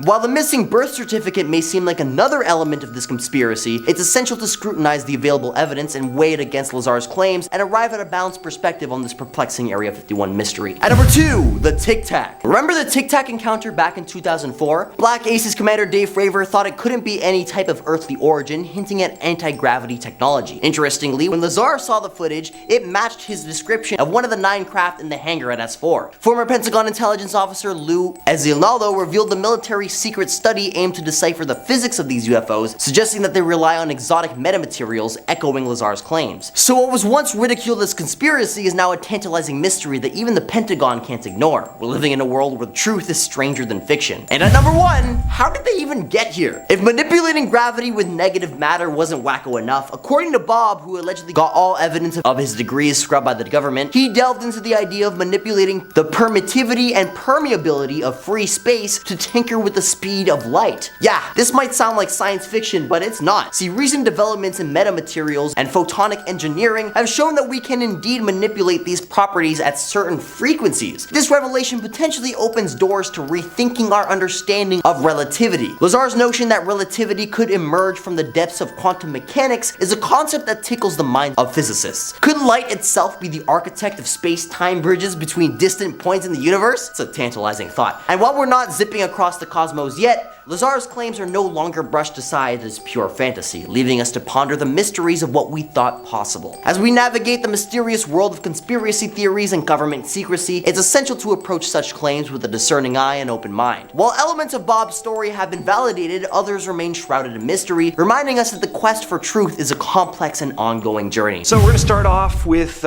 Storm Area 51 and the man who went missing during this storm. Not sure what to call this situation. Wasn't really an attack. I guess like a bombardment.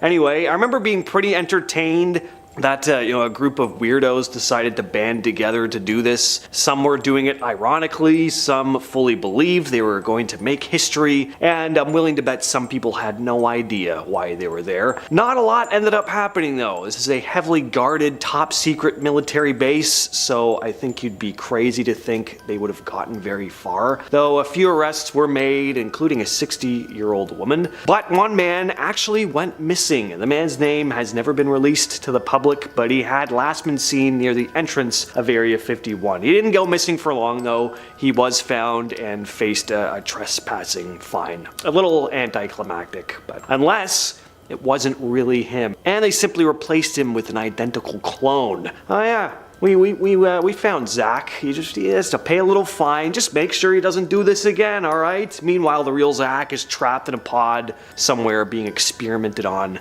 in Area 51. You never know. Number 9, Kenny Veach. Kenny Veach, an experienced hiker and explorer, disappeared in 2014 while looking for a strange cave in the Nevada desert. He had posted a YouTube comment stating that he had come across a strange cave shaped like an M near Nellis Air Force Base and Area 51 that had caused his body to start vibrating. He was encouraged by some commenters to search for the cave again and to capture it on film, which he did, posting a video to his YouTube channel, Snakebite McGee, entitled M Cave Hike. A couple months later, he ventured out for a third time to the cave and sadly was never seen again. His cell phone was found at the entrance of an old mine shaft, but his body has never been found. Now, he very well could have got lost or had some sort of accident, but given how close the cave is to Area 51 and the claims Kenny made about the strange vibrations he felt around it, rumors and theories of course began spreading online that he may have stumbled upon something important, possibly related to extraterrestrials or government secrets, and that his quest was intentionally thwarted. Despite extensive searches, no concrete evidence or leads have been found regarding his whereabouts. Next on the list we have Jerry Freeman. Now, although this guy didn't go missing, he did trek quite close to the forbidden military base, and according to him, he was actually within the restricted area. Although the exact borders of Area 51 are sometimes a bit unclear. Jerry Freeman, an archaeologist, decided in 1997 that he was going to embark on this 7-day trek into the highly restricted Nevada test site. He wasn't going because he wanted to try and learn the secrets of Area 51. He was actually going in order to trace the trail of the lost 49ers, a group of pioneers who had traversed the area in 1849, many of which ended up losing their lives. He was in search of an inscription made by one of the pioneers, which was believed to be in NYE Canyon on the Nellis Air Force Base, which is of course completely off limits. Freeman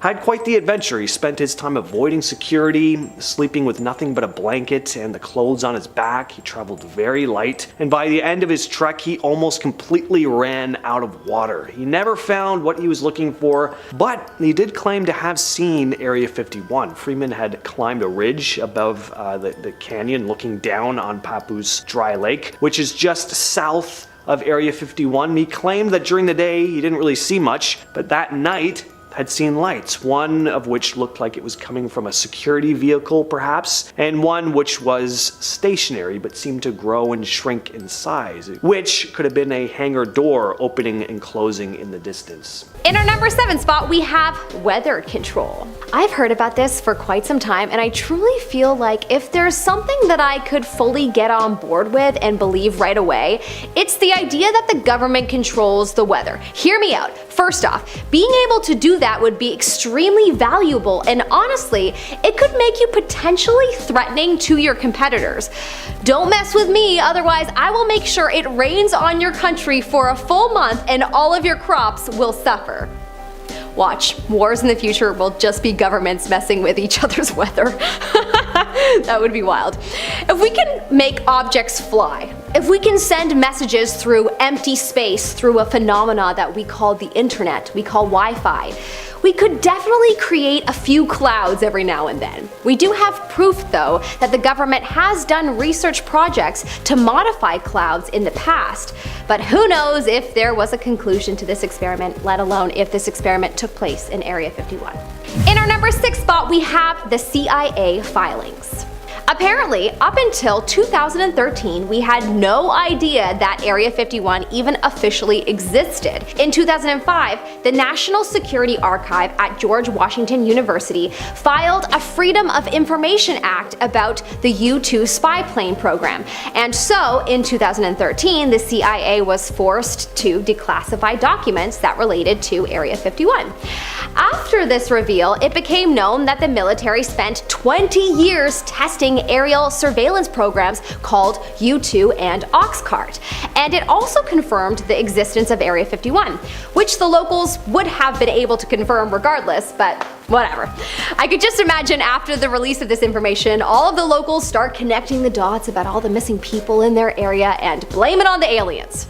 I would love to speak to some of the locals and see what they actually think and say. That would be fascinating. Anyways, they kept Area 51 a secret for so long that there must be a number of darker secrets within it that we don't know about. You can only assume. In our number 5 spot, we have the US military base. Author of Area 51, An Uncensored History of America's Top Secret Military Base by Annie Jacobson, has been quoted as saying that, yes, Area 51 is filled with secrets, but these secrets are around creating weapon systems and surveillance platforms that no one can think of, for the US military. Hence the reason it needs to remain a secret so they can one-up their opponent. Annie has gone on to say that if everyone could think of what they were doing, then they wouldn't be doing their job correctly. Apparently, Area 51 is the birthplace of what is called ISR intelligence. Why on earth would they not understand most earthly aircraft at this point in time in the world? They are working on reverse engineering alien spacecraft. I believe it. In our number 4 spot, we have secret disappearances. In the area of Area 51, there have been a lot of reportings of disappearances. Some of young people and some are older. It has been reported that these disappearances are tied to Area 51, as some believe it's the aliens within the base that are taking these people. But most likely, the actual people of Area 51 are taking these people as test subjects, as there is no sign of them ever again after they disappear. That's what I think, at least. Where are they going to, and why is it so often within the vicinity of the base? Questions only the insiders would most likely know the answers to. In our number 3 spot, we have the Nevada Triangle phenomena. A lot of people are very well aware of the Nevada Triangle phenomena, and we're pretty positive that the people of Area 51 would know the dark secrets around it. From Las Vegas to Reno, Reno to Fresno, and Fresno to Las Vegas, there have been many reports of unusual goings-on. Similar to the famous Bermuda Triangle, people disappear forever. Planes go missing, aliens have been spotted, claims of magical rocks, and so much more. The area and all its mysteriousness continues to be a complete mystery. Within the area is the Sierra Mountains, and if you have seen the new Jurassic Park movie, that is where they keep the major dinosaurs. I bet you the dinosaurs are just a front for the truth. That is where they keep the aliens, obviously. Coming up at our number 2 spot, we have portals to a new dimension. Along with the home base for the reptilian race, people believe that Area 51 actually holds the portal to another dimension, which honestly isn't too far-fetched when you hear about the reportings of the people that have gone near the area in the Sierra Mountains and have disappeared, only to have been teleported to a new area. Yep, these are real reportings from seemingly coherent people. The people inside the Area 51 base would know about this, and if strange things like this are happening in this area, then I bet you that it is not a coincidence that there's a secret government base right smack in the middle of it. Coincidence? I think not, sir. And our number 1 spot today, we have time travel. Along with the portal to another dimension theory, there is also a theory that the people of Area 51 are hiding a time travel machine. That's right. We know that scientists in testing facilities around the world have been playing with speeds that are too fast to imagine. So it is possible that something has been invented to travel time. A lot of people say, yes, this is probably possible, especially with the rise of people claiming that they have time traveled from the future. However, some of their claims have been inaccurate, such as, Donald Trump being the last US president, or that World War III would be in 2015. In any case, if there is a time travel machine, then Area 51 employees would possibly know about it. At least the higher ups would, even if the employees didn't know what they were working on. Alright, coming in at number 10, we have the Aurora Project. This is some black ops spy plane business. Back in 1989, people began believing that Area 51 was home to a super fast, cutting-edge spy plane that could travel 3 times the speed of Concorde. The plane was rumored to be called Aurora and is said to still exist today. The so-called Black Project was said to have been in development under lock and key in Area 51 and is said to be a triangular plane more powerful than the Lockheed SR-71 Blackbird. Adding fuel to the fire, the plane has been frequently spotted over California and in the UK. In 2014, mysterious sonic booms were heard in London and New York, leading people once again to suspect a spy plane traveling at hypersonic speed. The Air Force are protective of the whole Nevada range, which a lot of people think confirms this so-called myth. But of course, the American government has categorically denied the existence of these planes. Why? Well, if they do have cutting-edge state-of-the-art spy equipment, wouldn't it defeat the point in letting people know about it? Coming into number 9, we have mega nukes. I actually just wrote mega nukes, but I thought I'd say it 3 times for dramatic impact. In the past, Area 51 has been linked to nuclear testing, and well, really this isn't too much of a myth, right? Between 1945 and 1992, the United States government did carry out over 1,000 nuclear tests, a lot of which were conducted at the Nevada test site. The government, of course, is pretty hush-hush about it all. Even though test sites are in the Nevada desert, winds can carry nuclear material to cities like Las Vegas, which are pretty close by. Some theorists claim that nuclear fallout in the States has indirectly led to the death of nearing 2 million people, which if it were true would be, pretty shocking. Officially, testing stopped in 1992, but some people think that Area 51 is being used to house secret underground tests a la North Korea style. Coming into number 8, we have freeze rays and heat rays. A little meme to whet your appetite here, when your boy gets shot by a heat ray during the Area 51 raid and you're trying to keep him from melting. Meep. If the American military could be testing nuclear weapons at Area 51, what else could they be developing there? A lot of people think that Area 51 is the center for developing new weapons, the likes of which we haven't seen yet. Perhaps that's what's going on there. Energy weapons. Honestly, I wouldn't be that surprised. Also, I have to say, Baba Vanga, the famous seer and blind mystic, did predict there'd be a war in Rome in 2045 using freeze ray guns, so if they were being developed at Area 51, I guess that would kind of check out on the timeline. Freeze ray guns though, seriously. At number 7 we have Paul Bennewitz. Paul Bennewitz was a businessman and UFO enthusiast who became entangled in this conspiracy surrounding Area 51, mostly during the 1980s. Bennewitz claimed to have discovered evidence of extraterrestrial activity near the Kirtland Air Force Base in New Mexico, which he believed was connected to Area 51. He reported witnessing unidentified flying objects and strange phenomena like unusual lights and electronic disturbances. Bennewitz became convinced that a secret government program was conducting alien research, leading him to share his findings with various other government agencies, including the Air Force and the Defense Intelligence Agency. His claims caught the attention of a UFO investigator named Bill Moore, who admitted later on that he had got caught up in a disinformation campaign against Bennewitz on behalf of the Air Force Office of Special Investigations, and at a 1989 Mutual UFO Network conference, fed him false information about extraterrestrial activities and crashed UFOs, and as a result, Bennewitz's mental health deteriorated, and he became increasingly consumed by paranoia, at one point just locking himself in his room. He eventually ended up in a mental hospital where he was under surveillance for a month. He ended up passing away in 2003. Next up, we have the disappearance of Patrick Carnes. On April 13th, 2011, 86-year-old Patrick Carnes was road tripping back to his home in Reno, Nevada, after visiting family in Ohio. 9 p.m. that night, Patrick was pulled over by a police officer for a minor traffic infraction, went along his way, stopped for gas in Wells, Nevada, and that's his last known location. The next morning, his car was discovered abandoned at an exit off of Interstate 80. Nobody knows what happened to him. An extensive search was launched. Nothing turned up. No leads. Nothing. Carnes' son, as well as authorities, believe foul play was involved. People don't often disappear out of nowhere without something bad having happened, and this incident occurred within a month, where 3 other people had gone missing within the same general area. Next up, we have Nan Dixon. Patrick Carnes isn't the only person to have gone missing along Interstate 80. This Nevada highway has had a number of mysterious disappearances dating all the way back to 1978. There have been hundreds of unexplained deaths and disappearances, but 73-year-old Nan Dixon went missing in 1978. On September 21st, Dixon was driving from California to Seven Troughs, Nevada to see her brother, but she never showed up. She was reported missing and a search was launched, but there was no sign of her or her vehicle.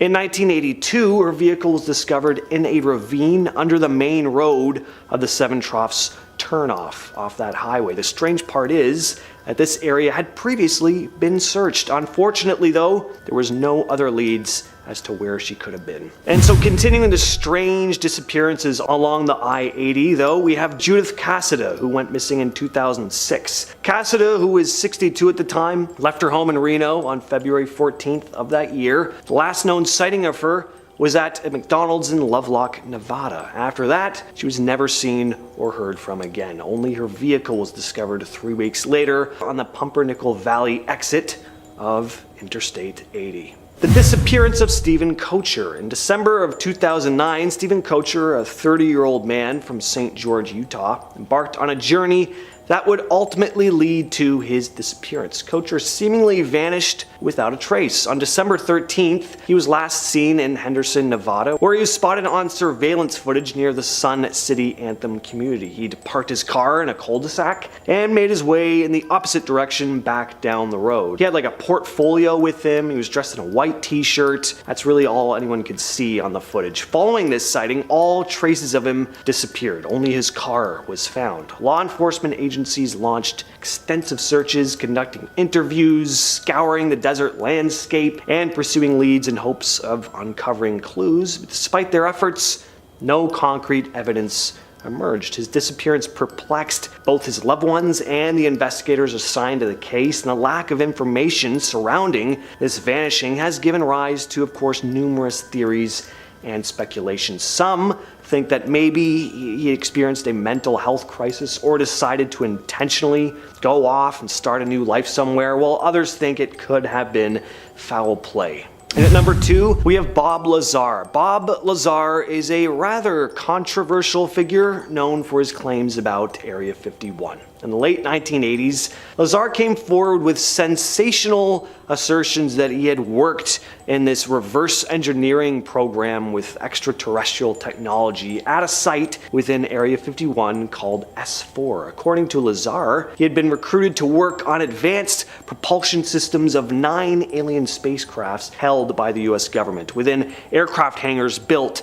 into a mountainside. Sounds rather familiar to something Jerry Freeman may have witnessed on his trek in the area. Lazar described the technology as being far beyond anything known to human science. Lazar's claims attracted quite a bit of attention, of course. Some thought his claims were incredible, some thought they were incredibly stupid. He presented himself as this whistleblower exposing this classified information. The US government has consistently denied Lazar's assertions and dismissed his credibility. They've maintained that Area 51 is just a classified military facility primarily used for the development and testing of experimental aircrafts, but nonetheless, Lazar's claims have gained a following amongst UFO enthusiasts and conspiracy theorists who see his stories as evidence of some sort of government cover-up going on. But coming in at our number 1 spot, we have the Area 51 call. This was a call made to a radio show called Coast to Coast AM, hosted by Art Bell, which was a paranormal themed show. You'd have all kinds of people call in, from people with stories about their own paranormal encounters to complete skeptics. The phone calls were never screened, and the show was pretty big, being picked up on hundreds of radio stations across the United States and Canada. On one broadcast in 1997 though, Bell received a frantic phone call from a man claiming to have been a former employee in Area 51. And right from the get-go you can tell this guy is very distressed. His voice is shaky, he sounds incredibly nervous. Now, it could totally be acting, but if he was doing a damn good performance. The stress in his voice sounds genuine. The man begins disclosing information about what he describes as extra-dimensional beings that had begun infiltrating the military and the government. He was trying to get as much information out as possible, claiming, quote, "They'll triangulate on this position really, really soon." The conversation didn't last long before the transmission was completely cut. Till this day, the identity of that man has never been revealed. If you enjoyed these mysterious photos taken from Area 51, then you have to check out this video next. It's about alien encounters that government can't explain. What are you waiting for? Click the video now. Go.